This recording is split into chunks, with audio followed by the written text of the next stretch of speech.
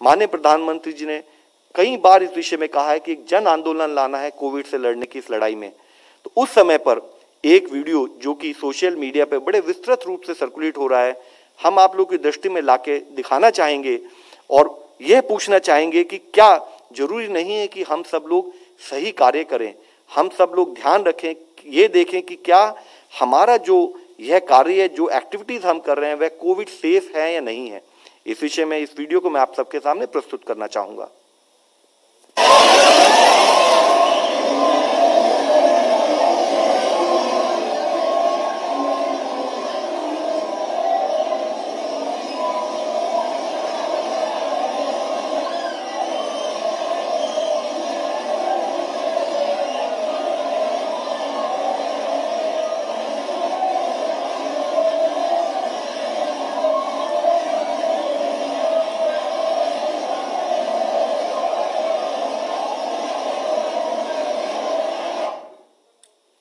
यहाँ यह जरूरी है, हम कोविड अप्रोप्रिएट बिहेवियर के समय पर जब भी बात करते हैं, 3 विषयों पर हम एक कंटिन्यूड बेसिस पर बात करते हैं। यूज ऑफ मास्क, 2 गज की दूरी, और साथ में हमने हमेशा कहा है कि हम हैंड हाइजीन और एनवायरमेंटल हाइजीन का पालन करें। हम आपके द्वारा फिर से विनती करना चाहते हैं, इस टाइप का कोई भी behaviour, is it not an open invitation for virus to infect us? क्या यह ओपन इन्विटेशन वायरस के लिए नहीं कि आप हमें इन्फेक्ट कीजिए? क्या जरूरी नहीं कि हम समझे कि स्प्रेड ऑफ इन्फेक्शन कम्युनिटी में हमारे इस activity, lack of follow up of covid appropriate behaviour से लिंक्ड है? हमें सबको फिर भी यह समझने की जरूरत है कि हम अभी भी सेकेंड वेव पूरी नहीं हुई है, हम अभी भी सेकेंड वेव से डील कर रहे हैं। हम सबके लिए जरूरी है कि हम इंट्रोस्पेक्ट करें कि क्या हम एक मिसप्लेस्ड बिलीफ, क्या हम एक यह फैक्ट कि देश में अगर रेस्ट्रिक्शंस को कम किया जा रहा है, रिलैक्सेशन को बढ़ाया जा रहा है, तो ये ना माने कि कोविड खत्म हो गया है। कोविड का खतरा अभी भी हमारे सामने बना हुआ है और जरूरी है कि इसको समझते हुए कोविड सेफ बिहेवियर का पालन हम एक न्यू नॉर्मल के रूप में कंटिन्यूड बेसिस पर अपने जीवन में करते रहें। इस विषय में हम आपके द्वारा फिर से अपील करना चाहते हैं, प्रजा में सबसे रिक्वेस्ट करना चाहते हैं, विनती करना चाहते हैं कि आज जरूरत है कि हम सोचें कि हमारे किस बिहेवियर से हम कितना कोविड सेफ रह सकते हैं। क्योंकि अगर हमारा कोई भी बिहेवियर कोविड सेफ बिहेवियर नहीं होता है, ना हम अपने आप को इन्फेक्ट करने का खतरा लेते हैं, हम अपने नियर एंड डियर वंस जो हमारे क्लोज हैं, जो हमारे अपने हैं, उनको भी इन्फेक्ट करने का, हमारे घर में जो हमारे बच्चे हैं, हमारे एल्डरली हैं, उनको इन्फेक्ट करने का खतरा बना रहता है। और ओवरऑल सामाजिक स्थाई पर लड़ने वाली इस कोविड की महामारी की लड़ाई में हम फिर से फेल हो सकते हैं। यह ध्यान हमें रखना है। हमें ध्यान रखना है कि हम कोई भी ऐसा कार्य न करें जो कोविड सेफ ना हो। धन्यवाद। अपने देश की तरफ वापस आते हैं तो देखते हैं कि कई जगह पे अब खुलेआम लापरवाही हो रही है।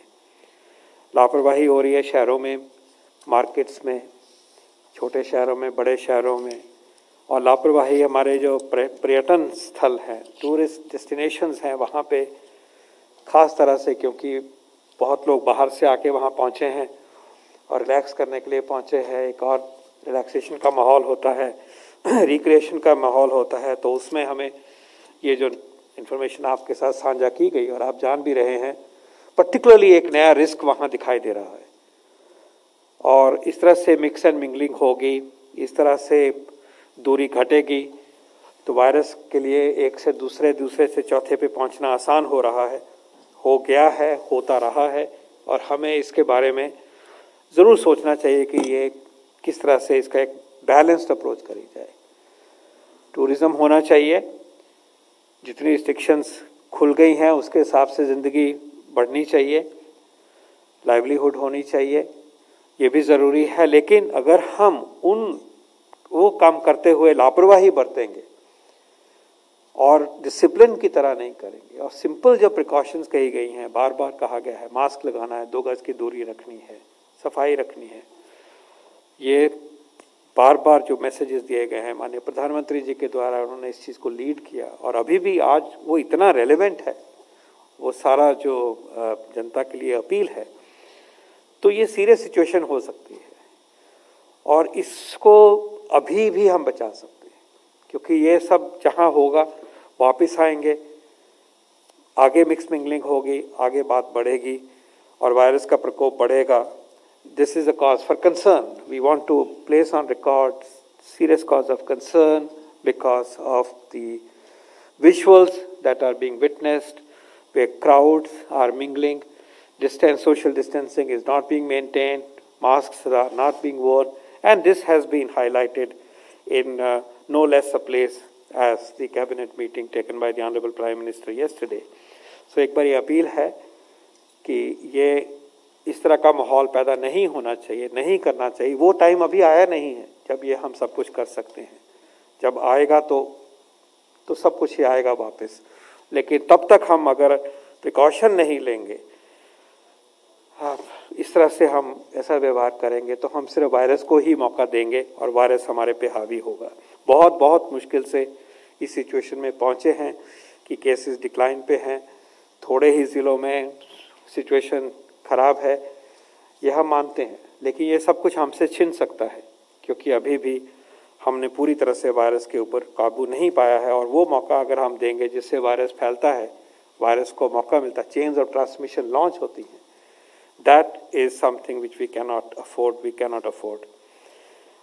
So please इसके बारे में आप इस मैसेज को बढ़ाइए और जन आंदोलन, पॉजिटिव जन आंदोलन वायरस के खिलाफ हमारा चलता रहना चाहिए और भी तेज गति पे लाना चाहिए।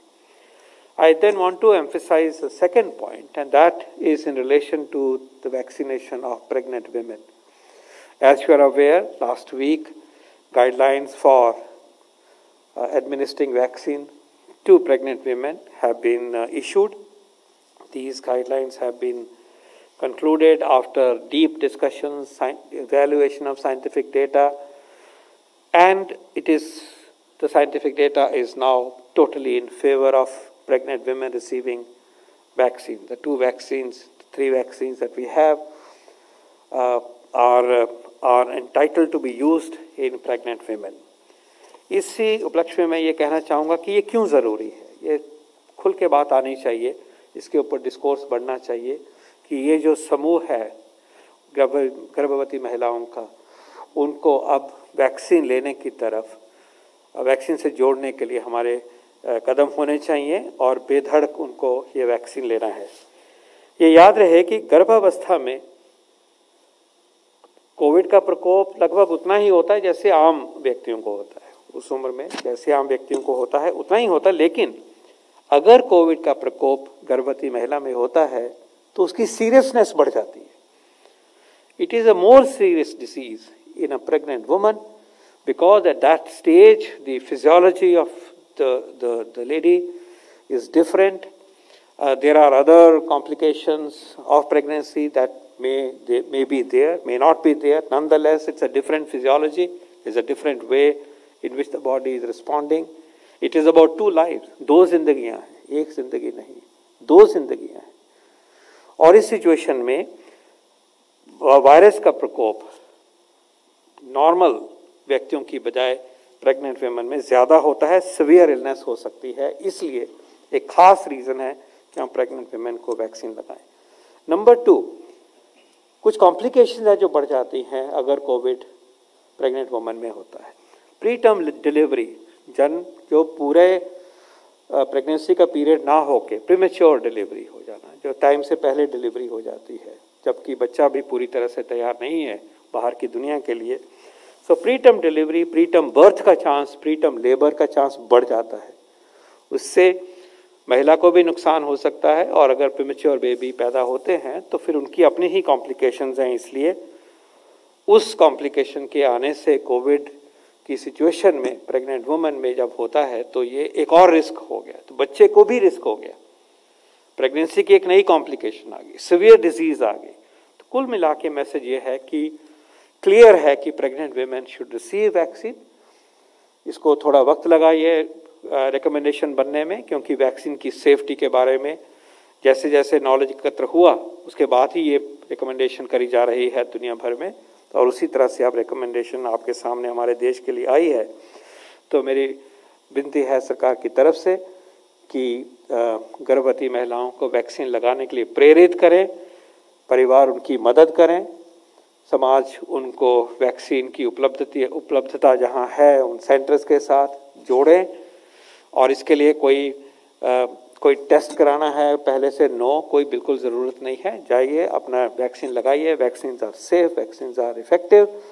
और ये मुहिम हमारे देश में शुरू होनी चाहिए कि प्रेग्नेंट वेमेन, गर्भवती महिलाएं भी उसी तरह से पूरी कॉन्फिडेंस के साथ वैक्सीन्स को अपनाएं। इसी में मैं ये भी जोड़ना चाहूँगा, जैसे हमने पहले कहा है कि महिलाएं जो स्तनपान करा रही होती हैं उनको भी वैक्सीन लगना चाहिए, कोई भी रिस्क नहीं है उनको या उनके बेबी को, उनके बच्चे को। इसी प्रकार दोबारा कहना चाहेंगे, vaccine can be given during menstruation, no problem. फिर कहना चाहेंगे कि इन वैक्सीन्स का कोई भी रिस्क, इनफर्टिलिटी का, बांझपन का कोई रिस्क नहीं है। तो महिलाओं को एज अ फुल कम्युनिटी सब तरह से वैक्सीन के समूह में आना है, वैक्सीन लगने हैं, वैक्सीन का टेकअप होना है। और जो थोड़ा सा इम्बैलेंस रहता है पुरुषों और महिलाओं में, वैक्सीन थोड़ा सा कम मिला हुआ है, उस तरफ हमें पूर्ण करते हुए हर उम्र की महिलाओं को, जो वयस्क हैं, उनको टीके लगने चाहिए और उसमें हम सबको मदद करनी चाहिए। ये मेरा आपसे निवेदन है। और इस काम में बढ़ोतरी लाने के लिए मीडिया का रोल है, उस रोल को आप अपनाइए। और इसी तरह से जो हम प्रोफेशन है हमारा, उसको भी इसके साथ जुड़ के, इस काम में जुड़ के इसको पूरा करना चाहिए। जब वो बात कर रहे थे पर्यटक स्थलों की, तो एक बात मैं ये कहना चाहूँगा कि वहाँ की जो लोकल एडमिनिस्ट्रेशन है, उनकी जिम्मेवारी है कि कोविड अप्रोप्रिएट बिहेवियर की जो नॉर्म्स हैं, जो हमारे डिज़ास्टर मैनेजमेंट एक्ट के अंतर्गत प्रोक्लेम की गई हैं, बताई गई हैं, उनकी भी जिम्मेवारी है कि इन्फोर्स करिए। और ये इन्फोर्समेंट बिल्कुल सिंपल बिहेवियर्स की है, जिनको सब अब तक सब जानते हैं। इसी प्रकार वहाँ के जो कम्युनिटी हैं, मार्केट वेलफेयर सोसाइटीज़ हैं, जिनके साथ पर्यटन की एक्टिविटीज़ जुड़ के वहाँ की इकोनॉमिक एक्टिविटीज़ में बढ़ोतरी आती है, वहाँ की वाइब्रेंस आती है उस जगह की, उनकी भी जिम्मेवारी है कि ये सुचारू रूप से वहाँ पे आए जाएं। लेकिन कोविड अप्रोप्रिएट बिहेवियर के जो नॉर्म्स हैं, दूरी बनाना है, मास्क को प्रमोट करना है, प्रिकॉशंस लेना है, ये भावना और ये माहौल, वो एम्बियंस भी साथ साथ चलना चाहिए। तो हम बहुत बड़ा एक एग्जाम्पल पैदा कर सकेंगे कि ज़िंदगी भी चले, रिक्रिएशन भी हो, टूरिज़्म भी हो, लाइवलीहुड भी हो, लेकिन साथ साथ कोई लापरवाही कोविड वायरस के जो बढ़ोतरी देती है, ऐसी लापरवाही ना हो। ये दोनों चीज़ें साथ चल सकती हैं और हमें यही करना चाहिए। लेकिन किसी भी हालत तक SARS-CoV-2 वायरस को अब हमें हावी होने का मौका नहीं देना चाहिए। धन्यवाद। Thank you sir. Will now take questions 50।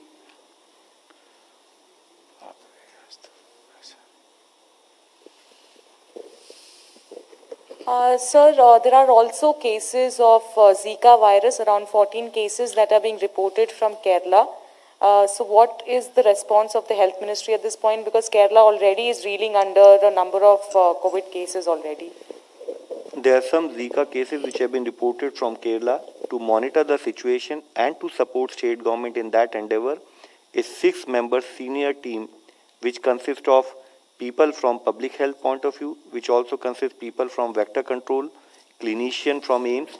This team has already been issued instructions to reach there and support state government in terms of management of Zika there also.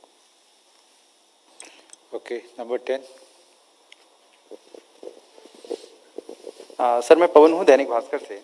Sir अभी आपने बताया कि 53% जो केसेस हैं केरला और महाराष्ट्र से हैं, 21 और 32। तो सर आखिर स्पेसिफिक कोई रीजन है जो जिसकी वजह से यहाँ इतने केसेस हैं, और इसके लिए क्या आप लोग स्टेप्स ले रहे हैं, और देश में ऐसी स्थिति ना हो उसके लिए क्या कदम उठाए जा रहे हैं? सर कोविड अप्रोप्रिएट बिहेवियर के अलावा भी अगर कुछ। सर ओवरऑल कोविड मैनेजमेंट जैसे हमने बताया 5 मुख्य केंद्र बिंदु पर आधारित है। 5-fold स्ट्रैटेजी जिसकी हम कंटिन्यूड बेसिस पर बात करते आए हैं। सबसे पहले focus on testing, timely testing, ताकि हम केस को जल्दी आइडेंटिफाई कर सकें। जब हम केस को आइडेंटिफाई करें या कोई सिम्टम पाते हैं किसी के भी अंदर फील्ड स्थाई पर, उससे लिंक कॉन्टैक्ट ट्रेसिंग यानी कि ट्रैक, कॉन्टैक्ट ट्रेसिंग और साथ में कंटेनमेंट से related efforts. Third is this thing test, track and treat.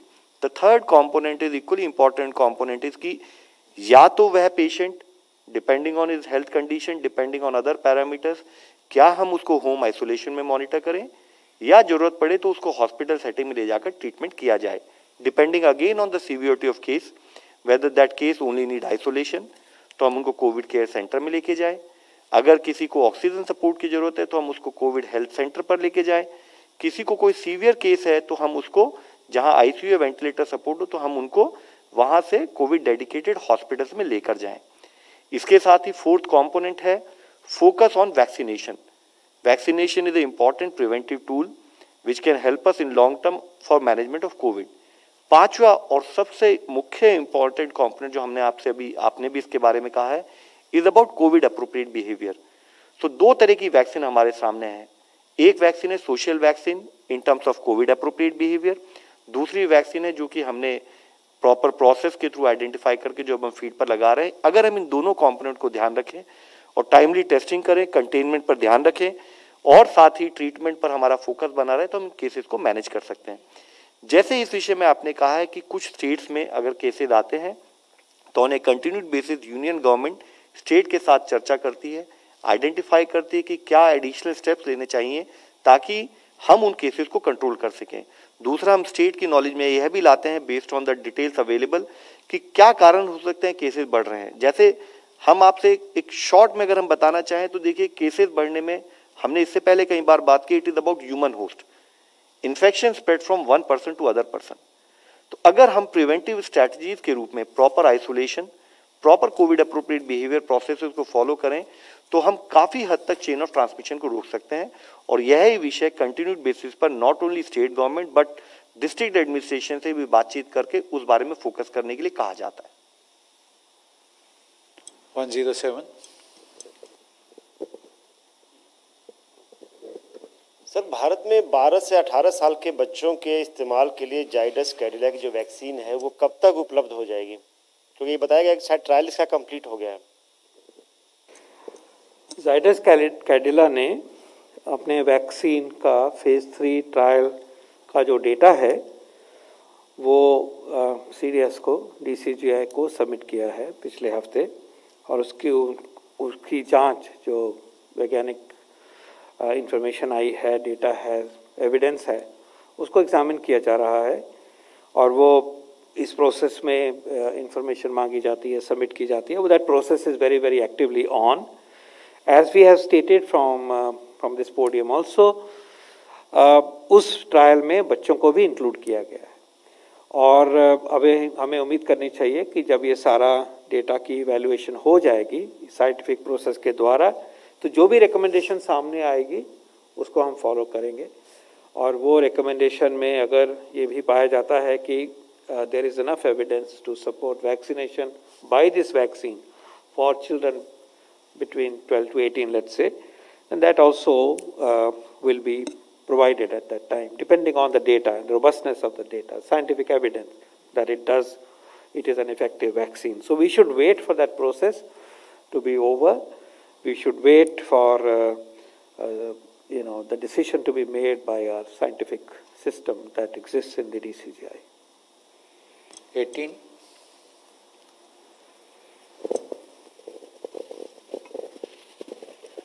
Sir, mask related protocol के बारे में मेरा एक सवाल है।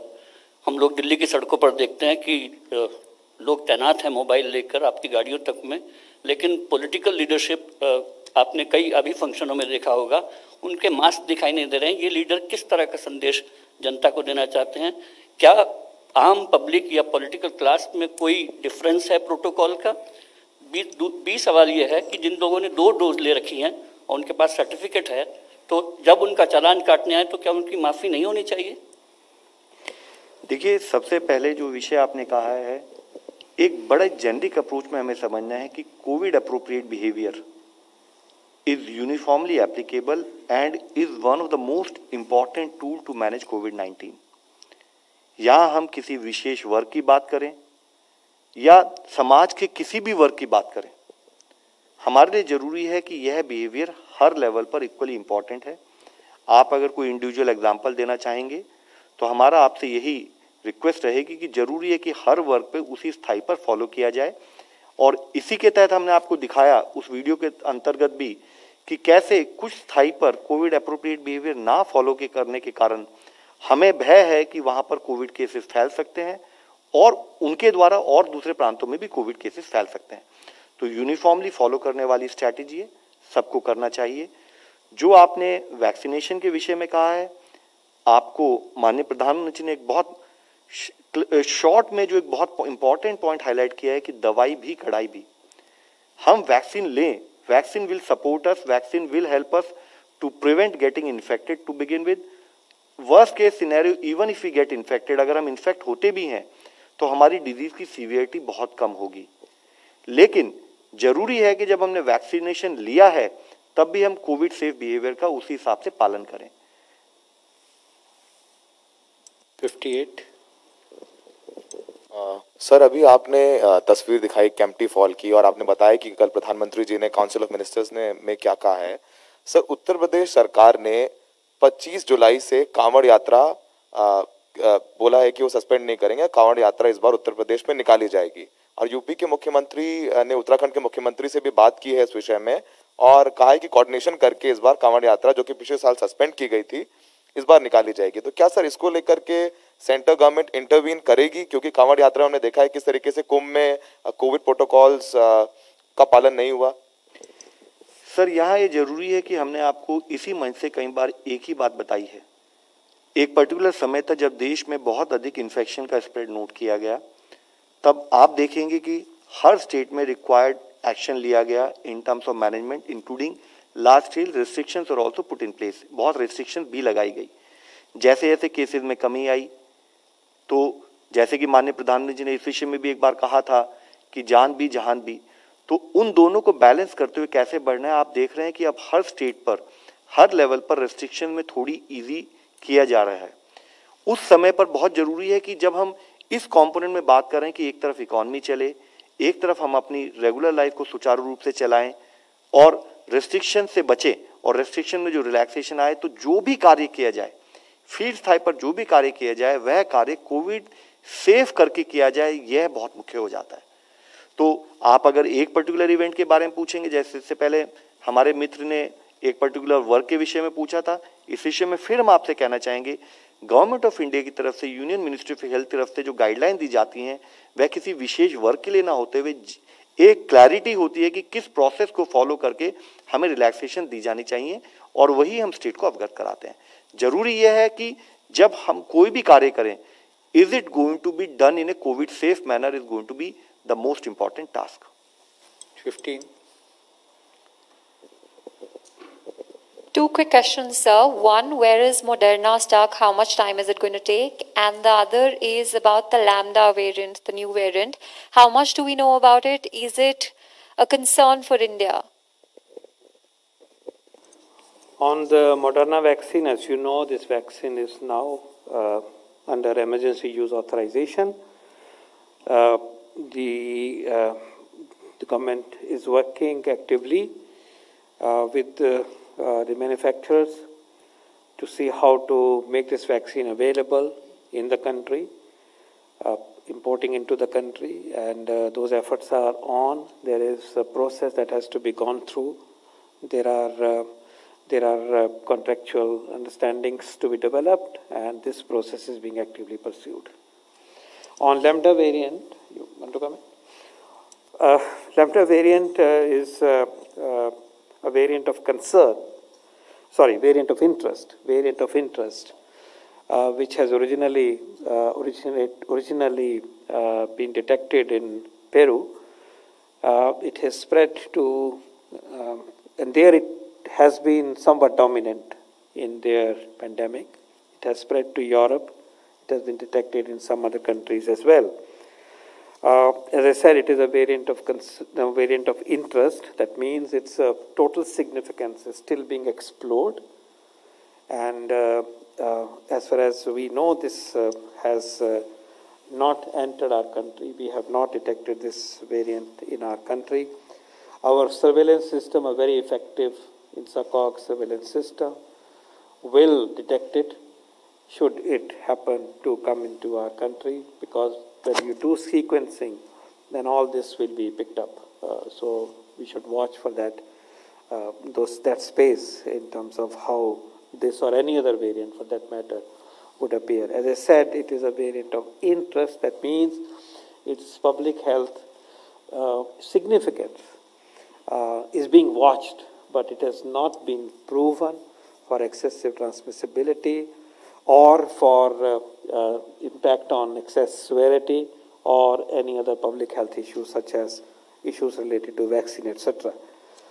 We should be watchful for these variants because the virus is under pressure the world over, and once the virus goes under pressure, then it tends to pick up characteristics which help in survival and so on. So that's an evolutionary process.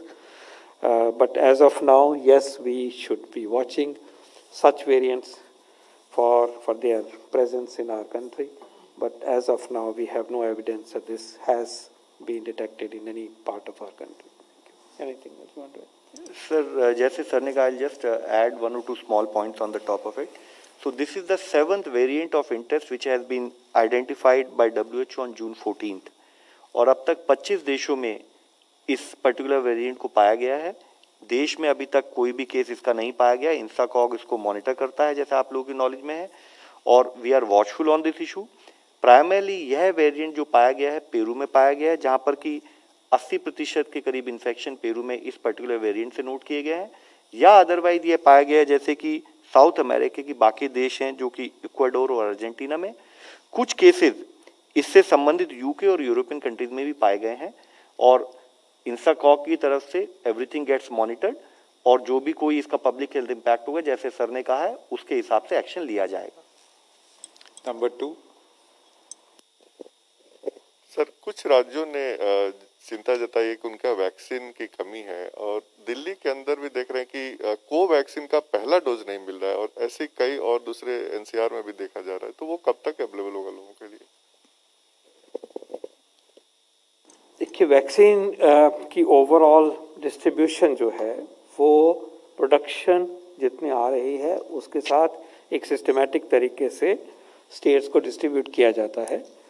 अब ये जो visibility of the vaccine into future, near future जो है वो सीधी तरह से share की जाती है स्टेट गवर्नमेंट्स के साथ, एंड इट इज़ एक्सपेक्टेड कि आप अपनी प्लानिंग उसी तरह से आगे बढ़ाएं, और जैसे जैसे उपलब्धता बढ़ती है उसको आगे उसकी पेस पिकअप होनी चाहिए. ज़्यादा सेंटर्स भी बन सकते हैं.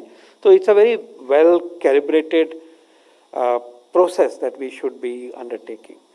ऑब्वियसली जब पहली डोज मिल गई है तो दूसरी डोज ड्यू है, तो that takes a priority in a way, ताकि वो डिले नहीं हो, वो पूरा होना चाहिए. So it is, these are practical issues which the state governments and the concerned authorities and teams are carefully balancing.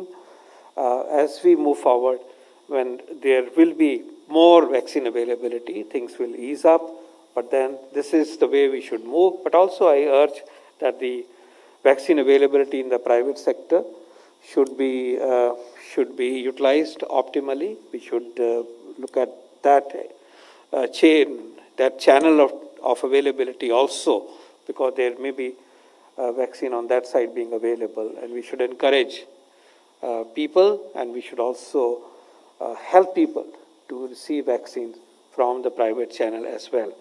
But yes, the short answer is that it should be a well-calibrated process based on the expected supplies, and then planning it out in a very accurate way to make sure that there is access to those who deserve the second dose, but also then it is increasingly available for the first dose to all the segments of our population.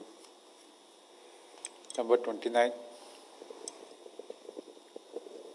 So it's on the same vaccination rate. Even now our vaccination rate is daily averages somewhere around 41 lakh, but we have a target of 1 crore vaccination per day. Do we have any estimate of when we can reach that target first? Second thing, on the point that you raised, you highlighted about the private sector. Several chief ministers have written to the center saying that the quota for the private sector should be reduced from 25% to 10%. Is the center anything thinking about on that? Sir, let me start by the first point you raised. And you highlighted very aptly by mentioning that when we started with around 2.35 lakh vaccine doses being given per day, to the state that we have come to 41 lakh vaccinations per day. What we all need to understand and appreciate is the challenge in terms of how the vaccines supplies have been enhanced, the production have been enhanced by regular hand holding with the manufacturers in the last 6 months. This all has been, we are able to come to a level where from 2 lakh to 40 lakh we have been able to come because we followed with all these manufacturers to ensure that their production gets increased. Second point we need to understand is that it is critical that this whole process of vaccine logistic management is also being done almost in just-in-time approach. The management approach in terms of identifying how much vaccines are going to get produced, from there they will get tested, from testing they will be sent to each and every corner of this country, even the remotest part of the country, doing advanced planning that in which state how many vaccine doses will reach on today, how many will reach tomorrow and the next day. Based on that, we have been working and collaborating with states to ensure that 75% of the production of the vaccine in the country is made available free to states for delivery. It is equally important to understand when this type of consistent efforts are being done to increase the production, we should not get marred by this so-called, the point you said, there is a target of 1 crore. The target is not 1 crore alone. The target is that are we able to work with vaccine manufacturers to increase the production of vaccines to the extent that we are able to cover as early as possible the required population of this country. And that is what government has kept as a target for itself. So please understand that we are collaborating with states in terms of ensuring two ways. One is we increase production by working with manufacturers. Second is we ensure that the just-in-time supplies are done at the field level. Third, we collaborate also with states that they do the cutting-edge planning much better. The question which was raised earlier, when we know 15 days earlier on a daily basis how many vaccines of different kind will come to us, it is equally important that we engage with the local community, we engage with the vaccination center at the field level and ensure that it is known to people across that area so that we are able to do whatever is made available smoothly to the people. Number 54. Sir, ऐसी खबरें हैं कि उत्तर प्रदेश में 2 kappa variant के कोई cases आए हैं sir, कोई जानकारी इसके बारे में? दूसरी जानकारी सर, क्या सवाल ये है कि आपने कहा कि डेली केसेस में कमी आ रही है, लेकिन ऐसा लगता है कि ग्राफ बिल्कुल स्टैग्नेंट हो गया, 42,000 44,000 उसके आसपास, उससे नीचे नहीं आ रहा, इसकी क्या वजह हो सकती है सर?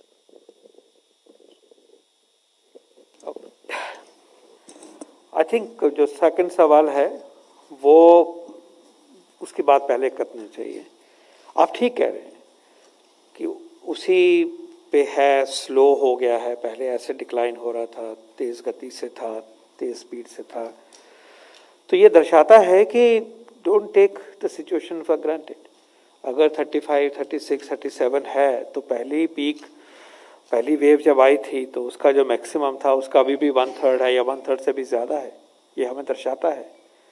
तो यही हम बार बार इसको अब खुद भी रियलाइज करते हैं, रिस्पॉन्ड करने की कोशिश करते हैं, working together with state governments and district administrations. The war is not over, second wave is not over.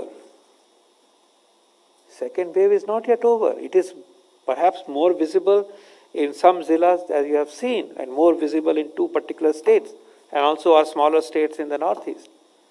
But it is there. And so long as this is still raging there, this nation is not safe. We have seen this in the past, that there were localized, predominant localization in some areas, and then the situation explodes. So this is a warning to us that we must help accelerate this process of decline of this wave effectively to a much lower level, to the baseline, and the baseline has not yet been achieved. Baseline would be something when it is below 10,000 for 3 weeks at least. We'll say, okay, we have done it, 8,000-9,000. So please, I think it's a very rightly pointed out, and I think it is building on the theme that we have brought forth to you, that second wave is not over. 35, 36, 38,000 cases per day is not a small number even now. It looks small in comparison to the high peak that we experienced, and fortunately we are here. And the fact that the rate of decline is somewhat slow tells us that if we do not together work hard on controlling the virus can take an upper hand. आपने दूसरा सवाल किया है कपा variant का. कपा variant जो है वो हमारे पीछे भी इस वेरिएंट की प्रेजेंस थी हमारे देश में. फरवरी मार्च के आसपास ये हमारे कुछ प्रदेश में आए थे ये पर्टिकुलर वायरस का जो वेरिएंट है. लेकिन धीरे धीरे डेल्टा वेरिएंट जो है जो इससे मिलता जुलता है ये B1.617.1 है. B1.617.1 है और जो हमारा डेल्टा है वो 0.2 है. तो मिलता जुलता है. ये हमारे देश में ये कुछ प्रदेश में आए थे लेकिन धीरे धीरे ये डेल्टा के आने के बाद ये सप्रेस हो गया, ये पीछे चला गया. थोड़ा बहुत कहीं रह गया है मामूली सा, तो ये पीछे चला गया है. लेकिन ये रह चुका है यहाँ हमारे देश में और कोई केस अगर डिटेक्ट हुआ है वो तो खैर इन्फॉर्मेशन को सिद्ध करके ही कह सकते हैं. Just to say that we had this variant for some time in our nation. It has been overwhelmed by the Delta variant, which is a related variant and much more transmissible variant, and that has been responsible for the second wave that we saw. This particular variant is much less in its intensity, but we believe this is on the margins. It has been replaced by Delta largely. लेकिन अगर case आया है तो ठीक है, ऐसे variant हैं अभी भी जो केसेस सारे केसेस हैं वो डेल्टा के नहीं हैं, दूसरे वेरिएंट भी दिखाई देते हैं. इसी परिप्रेक्ष्य में लेना चाहिए. लेकिन हमारा काम ये रहता है कि साइंटिफिकली नज़र रखें कि इसके बिहेवियर की वजह से, इसकी प्रेजेंस की वजह से, इसके सिग्निफिकेंस क्या है पब्लिक हेल्थ के ऊपर, सिवियरिटी के ऊपर, ट्रांसमिसिबिलिटी के ऊपर, हमारे वैक्सीन के ऊपर. तो वो जैसे बाकी वेरिएंट्स में ये रहा है इसके ऊपर वॉच करना, वो इसी प्रकार है. इसको भी हम वेरिएंट ऑफ इंटरेस्ट कहते हैं. ये कापा वेरिएंट जो है वेरिएंट ऑफ कंसर्न नहीं है, इसलिए इस परिप्रेक्ष्य में लेके इसके ऊपर नज़र रखेंगे और हमारा सर्वेलेंस सिस्टम इसको वॉच कर रहा है. Thank you, friends. We'll close the press conference now.